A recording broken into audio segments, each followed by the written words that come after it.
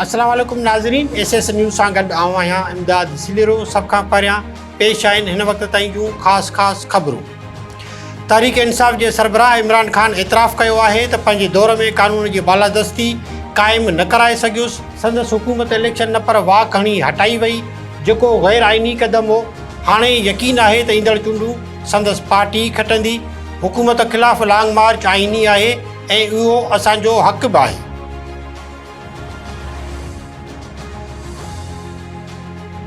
Supreme court में मुक़रर 3 नवनि जजिस हलफ़ खणी वरितो। Chief justice Umar Ata Bandial, justice Athar Minallah, justice Syed Hasan Azhar Rizvi ऐं जस्टिस शाहिद वहीद खां हलफ़ खणायो। जस्टिस आमिर फारूक बि इस्लामाबाद हाई कोर्ट जे 6हें चीफ जस्टिस तौरु हलफ़ खणी वरितो। ऐवान सदर में तक़रीब दौरान सदर आरिफ अलवी चीफ जस्टिस आमिर फारूक खे हलफ़ खणायो।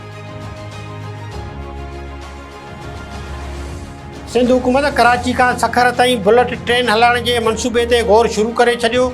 BRT येलो लाइन मनसूबे बाबति इजलास, सूबाई वज़ीर शर्जील मेमण ऐं वर्ल्ड बैंक जे नुमाइंदनि जी शिरकत।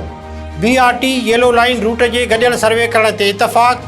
वर्ल्ड बैंक जे नुमाइंदनि जो चवणु आहे त येलो लाइन मनसूबे ते $438 मिलियन लाॻत ईंदी।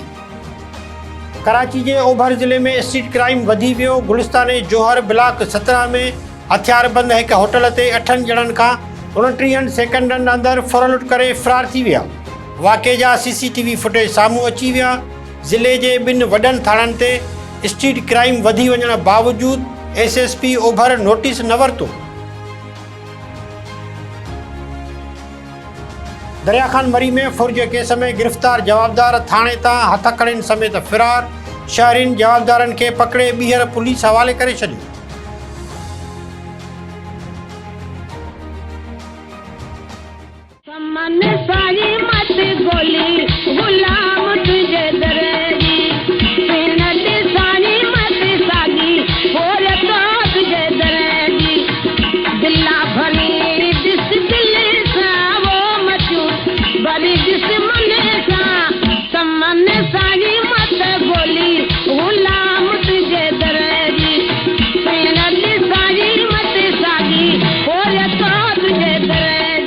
पंगरियो में लाड़ जे लाल सैयद समन सरकार जो सालियानो उर्स शुरू।